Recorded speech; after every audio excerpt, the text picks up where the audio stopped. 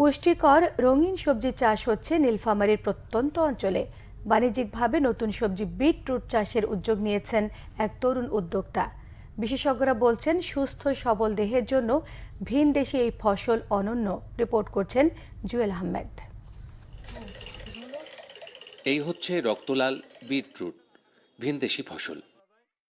চাষ পদ্ধতির পরিবর্তনে নীলফামারী সদরের তরুণ উদ্যোক্তা ঝুঁকেছেন এই ফসল চাষে। নানা প্রতিকূলতায় এগিয়ে যাওয়ার লড়াই তার সফলও হয়েছেন।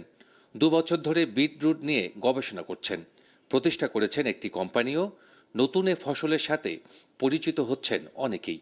এই বিটরুট, এই সুপারফুডগুলো নিয়ে আমি কাজ করব এবং আগামী বছর যে কমপক্ষে আমি 300 থেকে 500 বিঘা জমিতে এটা চাষ করব। এই ফলটা উনি বিদেশ থেকেই আনছে, আনিয়ে এই ফলটা উনি আবার চাষ করতেছে, তা ফলটা খুব ভালো। আমরা এখানে এইটা নীলফামারীতে এইটার নতুন এইটা চাষ করছি।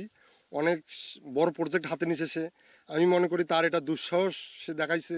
এটা সঠিক যদি বাজার মূল্য পায় সে, আমি আশা করি সে লাভবান হবে।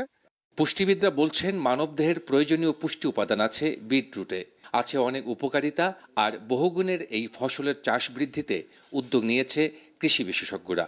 তো বিটরুট সহজেই পেতে পারি, এইরকম একটা আয়রনের সোর্স, সহজলভ্য একটা খাবার।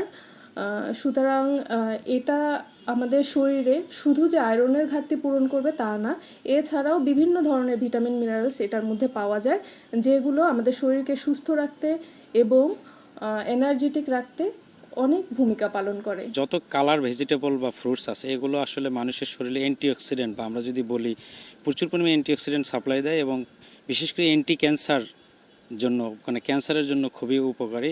যেহেতু ফসলটি নতুন, ফলে কৃষক যদি এটি চাষাবাদ করে তাহলে কৃষক অনেক উচ্চ মূল্যে অর্থাৎ হাই ভ্যালু ক্রপ হিসেবে এটা হবে এবং কৃষক এটা থেকে লাভবান হবে আমরা আশা করি। চলতি বছর কৃষি অঞ্চলে 5 জেলায় পুষ্টিকর টমেটো, গাজর, মিষ্টি আলু চাষ হয়েছে 4200 হেক্টরে, আর উৎপাদন লক্ষ্যমাত্রা 94,000 টন।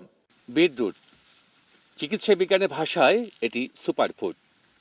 এই উদ্ভিদটি সম্পর্কে অনেকের কাছে অজানা।